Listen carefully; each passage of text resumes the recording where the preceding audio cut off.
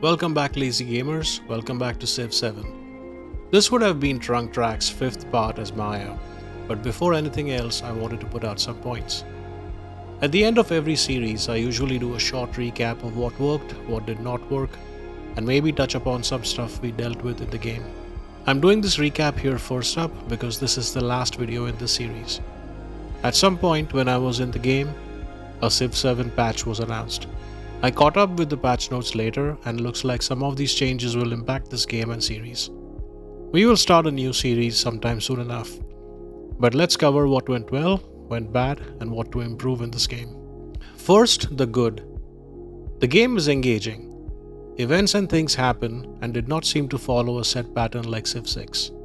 You try to be as proactive in your choices as possible, but the game hurls stuff at you, which you react to, and you can all but try and find a happy balance. As far as the Antiquity age is concerned, this was actually a lot of fun. Diplomacy seems improved over Civ 6, and the barbarian / independent people / city-state meld seems to work very well. It's early days, but there is a lot to look forward to. Let's talk about some mistakes and choices I made this game that did not work out. Not having a confirmation click on the independent people interaction cost us valuable influence that ended up being dumped in Citra. If that does not happen, it alone ensures we have friendship with Tenochtitlan and Babylon much earlier, and the game likely starts to snowball earlier. Also, prioritizing influence and culture early. We did not, and that resulted in a late start as far as culture and influence were concerned. Getting settlements out early is actually very important. It was pure luck that Charlemagne did not settle anywhere in our direction, since we had pretty much ceded the land to him early. Get settlers out as soon as possible, as soon as you can. Try to make the most use of the army commander. Having units always adjacent to it involved in battles is imperative to get quick promotions on it, and the promotions and the commendations seem extremely powerful, and I look forward to them in future games. Should not worry too much about the settlement cap. I think going one above is quite okay and would have been fine for this game. Instead of raising the Roman city, if I opt to keep it, when Rome is conquered, it's already part of my trade network. I think that choice would have been overall better for my game, even though it would have put us above the settlement cap. And lastly, and probably most importantly, prioritize getting mysticism. Getting any pantheon is an early benefit one should not delay like I did. We did end up getting a decent pantheon, but it was quite late.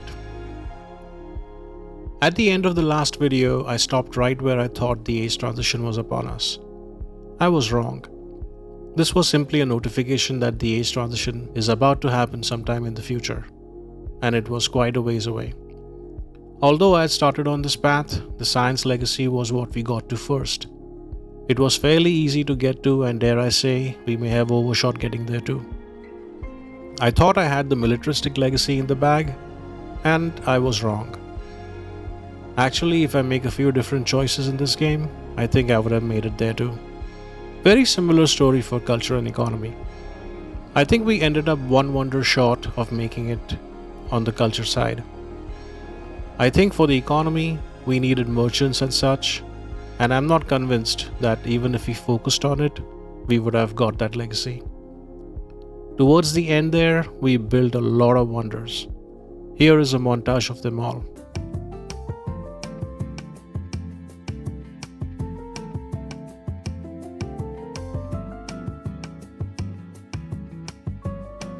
If you have been with me so far, consider leaving a like or a comment.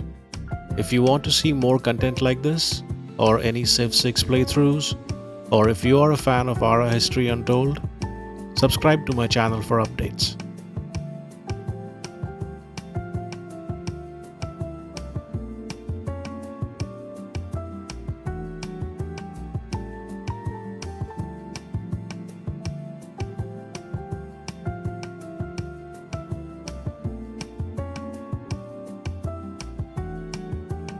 The battle for Rome was a circus.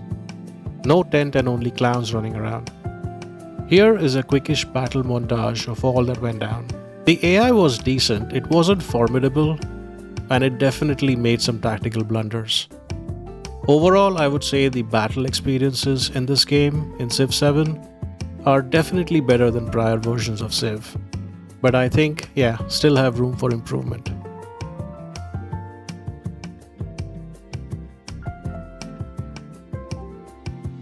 As for diplomacy with our neighbors, nothing extraordinary happened. I watched the AI make some stupid settles, which I really could not do much about. Catherine was a great ally, but towards the end, those bonds had started to fray. The crisis was interesting and I guess was the singular limiter for our snowball towards the end. I think in future games I gotta watch out for the leveling effect the crisis brings. The crisis policies themselves were crippling by design, but just like Dark Age policies in Civ 6, they add a buff to one section of your civilization. Come transition time, I was deliberating switching to one between Mongolia, Ming, or Majapahit. I will definitely play Trung Trac again and almost guarantee that I will play Maya with some other leader. I totally enjoyed using the Maya civic tree and I really loved the look of the new unique quarter. Speaking of looks, the game UI needs some TLC, which I'm sure will be top of mind for players and devs alike. I'm sure there will be quality of life updates soon enough, but I did hope for a larger set of leaders.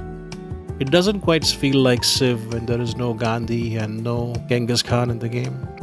All in all, I think we are well set to have a great year ahead of us.